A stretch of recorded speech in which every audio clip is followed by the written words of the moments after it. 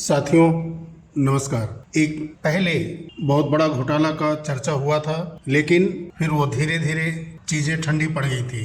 लेकिन आज मुक्तेश्वरानंद शंकराचार्य जी ने एक बहुत ही बड़ा आरोप लगाया है केदारनाथ जी के सोना घोटाले के मामले में, जो काफी पहले एक बार चर्चा में आया था और उस समय कोई जांच नहीं बैठाई गई थी। आज फिर एक बार उन्होंने बहुत ही बड़ा आरोप लगाया। 228 किलो सोना वहां से गायब है। आप पत्रकार लोग क्यों नहीं उठाते हो? तो जब वहाँ पर घोटाला हो गया तो अब आप दिल्ली में केदारनाथ बना लोगे, वहाँ पर फिर दूसरा घोटाला करोगे। 228 किलो सोना केदारनाथ से गायब कर दिया गया। ये कहाँ का नियम है? क्यों नहीं उठाते हो प्रेस वाले इस बात को? आज तक कोई जांच तक नहीं बैठाई गई। 228 किलो सोना का घोटाला केदारनाथ में हो गया। कौन जिम्मेदार है? क्यों इस बारे में जांच नहीं होती है? क्यों भाई इस बारे में निर्णय नहीं होता है?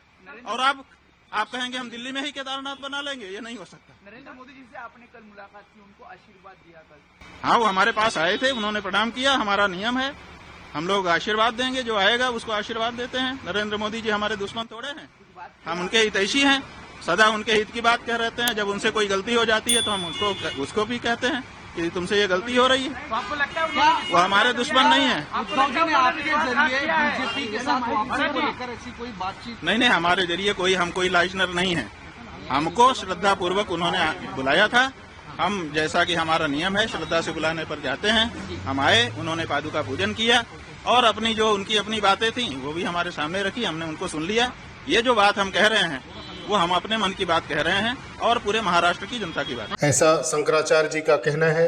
अब इसमें कितनी सच्चाई है, वो कितना सच बोल रहे हैं, सरकार कितना तथ्य छुपा रही है, ये सामने आना जरूरी है। और ये पहले भी एक बार चर्चा में आया था और आज फिर शंकराचार्य और मुक्तेश्वरानंद जी ने फिर बड़ा आरोप लगाया है। वो इस बात पर दुखी थे कि दिल्ली के अंदर एक केदारनाथ जी का मंदिर बनने जा रहा है। इससे वो काफ़ी दुखी थे और उसी पर उन्होंने पुराने इस घोटाले का हवाला दिया और इस पर कोई जांच नहीं बैठाई गई और इस पर कोई जांच नहीं हुई। इस पे वो काफ़ी दुखी दिखे और क्रोधित भी दिखे और उन्होंने एक बहुत ही बड़ा आरोप लगाया कि 228 किलो सोना वहाँ से गायब हुआ और उसका कोई भी जांच दल जांच नहीं किया और कोई भी उस घोटाले का पर्दाफाश नहीं हो पाया। मामले में क्या सच्चाई है, आने वाले दिनों में ये तथ्य खुलेंगे और ये बहुत बड़े लेवल पर शंकराचार्य और मुक्तेश्वरानंद जी ने कही है। इसकी जांच होनी चाहिए और इसका सही तथ्य सामने आना चाहिए।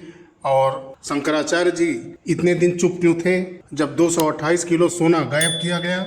और उनके पास अगर ऐसा तथ्य है तो वो प्रमाण के साथ उन्होंने पेश क्यों नहीं किया?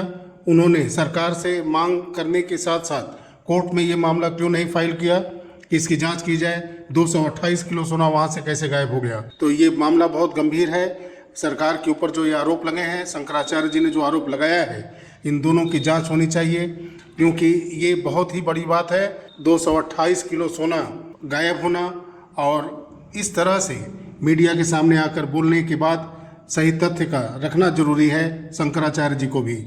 तो देखते हैं आगे मामले में क्या होता है, सरकार क्या सफाई देती है, कोर्ट अगर इसमें खुद संज्ञान लेता है तो क्या करता है और स्वामी जी आगे क्या करते हैं। साथियों, मिलते हैं अगले वीडियो में, तब तक के लिए नमस्कार। जय हिंद, जय भारत, वंदे मातरम।